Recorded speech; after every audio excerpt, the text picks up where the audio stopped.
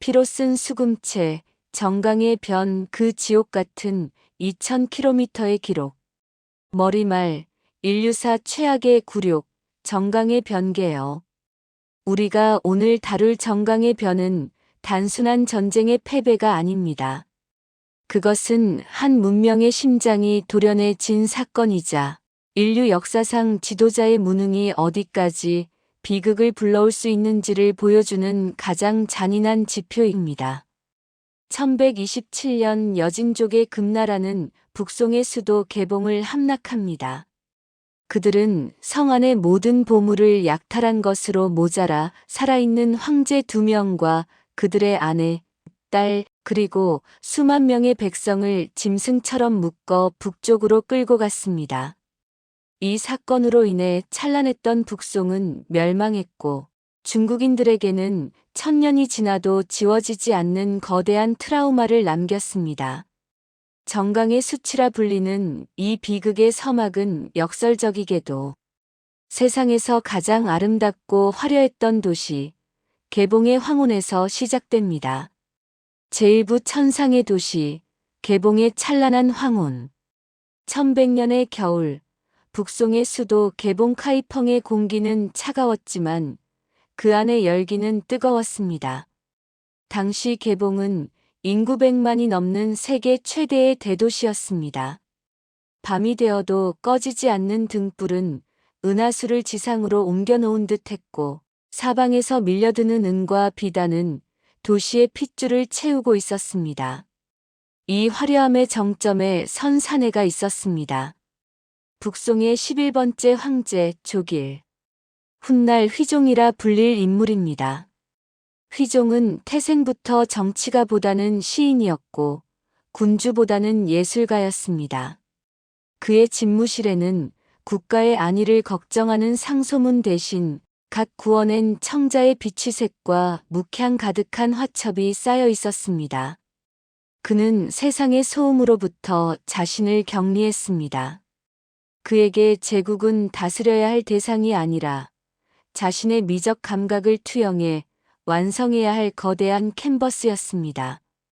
휘종의 손끝에서 탄생한 수금체는 마치 얼음 위를 달리는 칼날처럼 날카롭고 우아했습니다. 하지만 그 필체에는 백성의 고열을 짜내는 예술가의 집착만이 서려 있었습니다. 그는 천하의 기이한 돌과 나무를 수집하여 황실 정원 간악을 조성했습니다. 이를 위해 거대한 바위를 수천 킬로미터 밖에서 운반해 오는 화석강 행렬이 이어졌습니다.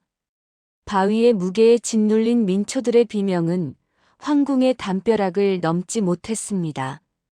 운반 중 배가 가라앉고 수많은 이들이 목숨을 잃었으나 휘종은 오직 그 수석이 정원의 구도에 완벽하게 어우러지는지에만 온 신경을 곤두세웠습니다. 황제가 아름다운 꿈에 취해 있는 동안 권력의 주변부에는 곰팡이처럼 간신들이 피어올랐습니다. 재상 체경을 필두로 한 육적들은 황제의 눈을 가리고 관직을 팔아 자신들의 창고를 채웠습니다. 1120년 강남에서 박납의 난이 터지며 백성들의 분노가 불꽃처럼 타올랐을 때조차 휘종은 그것을 자신의 평화로운 예술, 세계를 방해하는 사소한 잡음으로 여겼습니다. 그는 군대를 보내 반란을 진압하는 순간에도 새로 입수한 고대 청동기의 문양을 연구하는데 더 많은 시간을 할애했습니다. 제2부 늑대와의 거래, 무너지는 제국의 성벽. 이런 상황에서 휘종은 치명적인 외교적 도박을 결심합니다.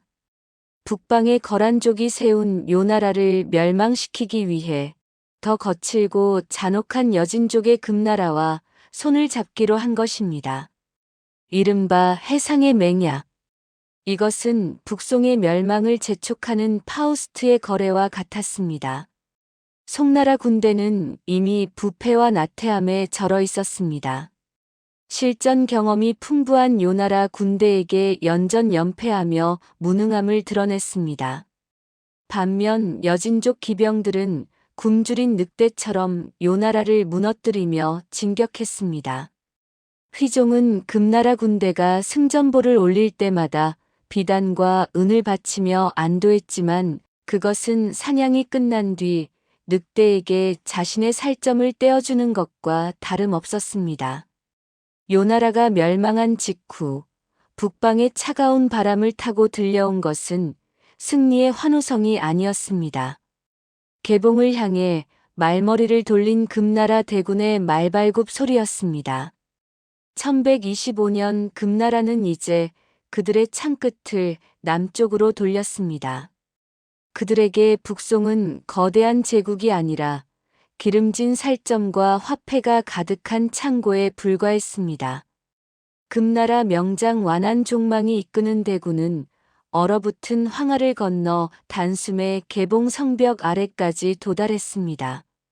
겁에 질린 휘종이 선택한 것은 황제로서의 책임이 아니라 비겁한 도피였습니다. 그는 황좌의 무게를 견디지 못하고 아들 흠종에게 억지로 황위를 물려준 뒤 강남으로 피신했습니다. 갑작스럽게 망국의 짐을 짊어진 젊은 흠종의 눈동자에는 죽음의 공포가 서려 있었습니다. 1126년 가을 금나라는 12만 대군을 이끌고 개봉을 다시 포위했습니다. 성안의 공기는 공포로 얼어붙었고 식량은 바닥을 드러냈습니다. 한때 진귀한 음식이 모여들던 도시는 이제 쥐 한 마리조차 구하기 힘든 생지옥으로 변했습니다. 휘종이 그토록 아꼈던 정원의 기석들은 성벽을 방어하기 위한 투석기 돌덩이로 쓰였고 화려한 정각들은 땔감으로 변해 검은 연기를 내뿜었습니다. 40일간의 처절한 항전 끝에 개봉의 성문이 안쪽에서부터 열렸습니다. 찬란했던 개봉의 밤은 약탈의 비명과 핏물로 물들었습니다. 흠종은 차가운 눈바람이 치는 금나라 진영으로 직접 걸어가 무릎을 꿇고 항복을 선언했습니다. 제3부 인간 화폐와 2000km의 지옥 행렬. 금나라는 승리자의 오만함으로 말도 안 되는 조건을 내걸었습니다. 황금 1천만 양, 은 2천만 양, 비단 1천만 필. 북송의 국고를 모두 털어도 도저히 맞출 수 없는 금액이었습니다. 돈을 구할 수 없다면 무엇으로 대신해야 하느냐는 흠종의 질문에 금나라 장수들은 비웃으며 답했습니다. 돈이 없다면 여자를 내놓아라. 황궁의 여인들, 공주들, 귀족의 아내들이 단돈 몇 푼의 가치로 매겨져 적국의 놀잇감으로 팔려나갔습니다.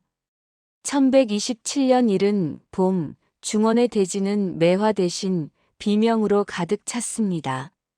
금나라는 휘종과 흠종, 황족과 기술자 등 수만 명의 포로를 짐승처럼 몰아 북쪽으로 향했습니다. 이것이 바로 역사가 기록한 정강의 변의 시작입니다. 한때 비단길을 걷던 이들은 이제 발이 부르트고 옷가지가 너덜너덜해진 채 쇠사슬 소리에 맞춰 비틀거리며 걸었습니다. 그들이 도착한 곳은 금나라의 수도 상경. 그곳에서 기다리고 있었던 것은 죽음보다 더한 치욕, 겨냥내라 불리는 항복의식이었습니다. 살을 파고드는 북방의 칼바람 속에서 천하의 주인이라 자부하던 두 황제는 모든 옷을 벗어야 했습니다. 상반신을 드러낸 채 날것의 양가 중만을 걸쳤습니다. 금나라 사람들은 이들의 목에 밧줄을 매어 양처럼 끌고 가게 했습니다. 흙먼지 날리는 땅바닥을 기며 적국의 조상, 사당에 절을 올리는 황제의 모습은 제국의 자존심이 완전히 도살당했음을 상징했습니다.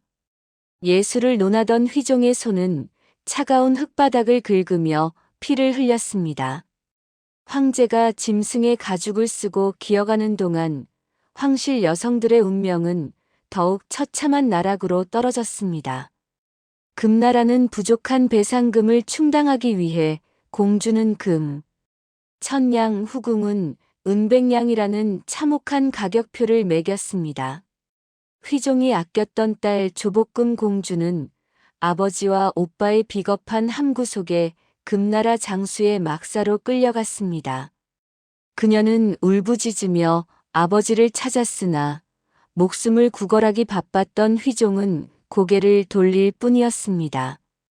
조복금 공주는 결국 감당하기 힘든 유린을 당한 끝에 짧은 생을 마감했습니다. 하지만 그 칠흑 같은 수치 속에서도 마지막 자존심을 지키려 했던 이가 있었습니다. 흠종의 황후였던 주씨였습니다. 그녀는 금나라 황제로부터 후궁으로 들어오라는 명령을 받자 어찌한 나라의 국모가 오랑캐의 첩이 되겠느냐며 서리빨 같은 기계를 보였습니다. 그녀는 결국 그날 밤 비단 수건에 목을 매어 스스로 생을 마감했습니다. 그녀의 죽음은 무능한 사내들이 지키지 못한 제국의 마지막 자존심이었습니다. 제사부 숫덩이로 그린 매화, 부서진 영혼의 종말. 휘종은 북방의 혹독한 추위 속에서 금나라 황제가 하사한 혼덕공이라는 치욕스러운 장명을 가슴에 단 채 연명했습니다. 정신이 혼미하여 덕을 잃은 자라는 뜻입니다. 그는 상경의 좁고 습한 석방에 갇혀 창살 너머의 잿빛 하늘을 보며 하루하루를 보냈습니다. 그곳에는 비단 화첩도 정교한 붓도 없었습니다. 대신 그는 불을 피우고 남은 숫덩이를 손에 쥐고 벽에 그림을 그렸습니다. 그의 손가락 끝은 동상으로 검게 변해갔으나 그가 그리는 매화는 역설적이게도 개봉의 그것보다 훨씬 더 붉고 처절했습니다. 포로 생활이 길어질수록 그를 괴롭힌 것은 무너진 자존감이었습니다. 어느 날 금나라 권력자에게 강제로 시집간 휘종의 딸이 아이를 낳았다는 소식이 들려왔습니다. 금나라 황제는 아기 옷을 보내며 휘종을 능멸했습니다. 그러나 이미 영혼이 파괴된 휘종은 오히려 고개를 조아리며 망언을 내뱉었습니다. 미천한 제 딸들이 폐하의 가문에 도움이 된다니 이보다 더한 영광이 어디 있겠습니까? 한 시대를 풍미했던 천재 예술가가 어떻게 가장 추악한 인간으로 타락할 수 있는지를 보여주는 증거였습니다. 휘종이 어둠 속에서 죽어가는 동안 남쪽에서는 새로운 바람이 불고 있었습니다. 휘종의 9번째 아들 조구가 탈출하여 남송을 세운 것입니다. 하지만 남송 조정은 북방에 잡혀있는 두 황제를 구출할 의지가 없었습니다.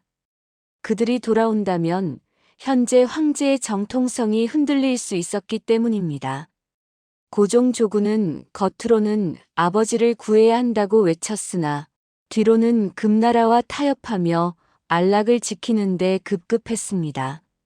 1135년 휘종은 결국 고향 땅을 밟지 못한 채 만주의 차가운 감옥에서 54세의 나이로 쓸쓸히 숨을 거두었습니다. 휘종의 시신은 소금물에 절여진 채 나중에야 고국으로 돌아왔지만 그와 함께 끌려갔던 수만 명의 여인과 백성들의 이름은 역사의 뒤안길로 사라졌습니다. 맺은 말 역사가 남긴 서늘한 거울. 정강의 변이라는 거대한 비극은 우리에게 인류사적 경고를 던집니다. 한 시대를 지배하던 문화와 예술, 그리고 도덕성이 지도자의 무능과 부패 앞에서 얼마나 무력하게 무너질 수 있는지를 말입니다.